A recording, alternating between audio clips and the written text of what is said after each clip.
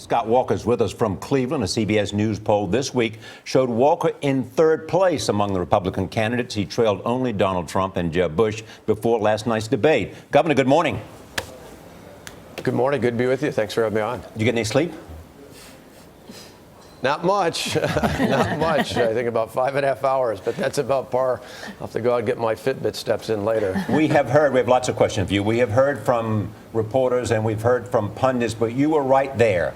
Did this debate change anything?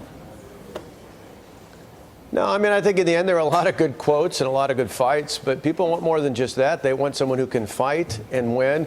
I think out of all the people on that stage, many of whom are good friends, I'm the only one who's fought and won and actually gotten results in a blue state, and we did it without compromising our principles. But that's your campaign. That more than anything just said last night.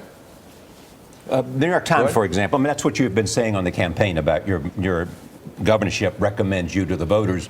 But last night was an important point in a moment for candidates to speak to the voters. New York Times said about you that you won by not losing. Well, for one of the, for us, I've said all along in the last few weeks since I've gotten in this race that people don't want to hear who you're against or what you're against. They want to hear what you're for. So I didn't get in the fray. I spent my time talking about the real opponent to me, which was Hillary Clinton.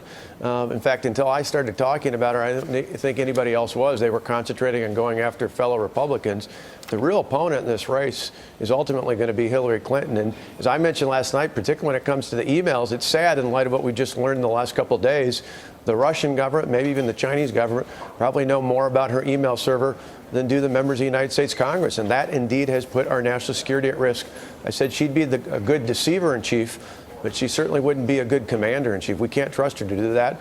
And that's what we should spend our time focusing on, the real contrast between what Republicans have to offer and what we get with a Clinton presidency. Governor, it was a fiery debate last night, and sometimes not a lot of opportunity for follow-up.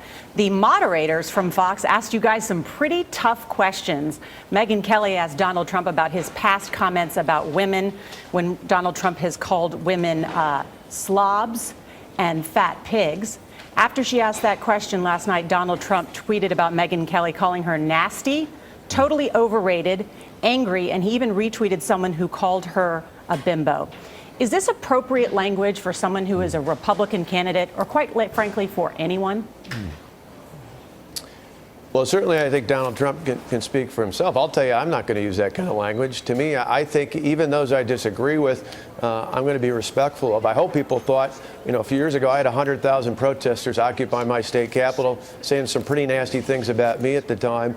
We didn't back down, but we also didn't go to their level. We didn't respond in kind. And I think if people want to know more than just what you do on the debate stage. But Governor, what your own party did a full dissection of what happened in the last presidential campaign about how the Republican Party does among women and how they do among minorities. If you have the leading candidate in the Republican Party saying those things about women when it was the largest gender gap in history in the last presidential election, can you denounce those comments here today, or is it just part of a freewheeling debate?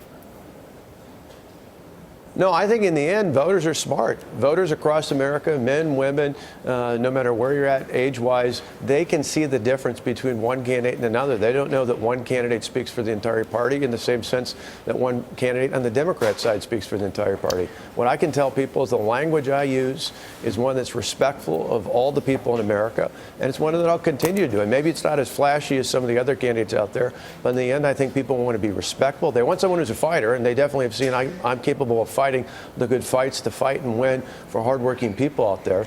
But they also want someone who can be respectful. And I've said that's how I'm going to be. I think you lead not just by denouncing others, you lead in your own actions and your words and your deeds.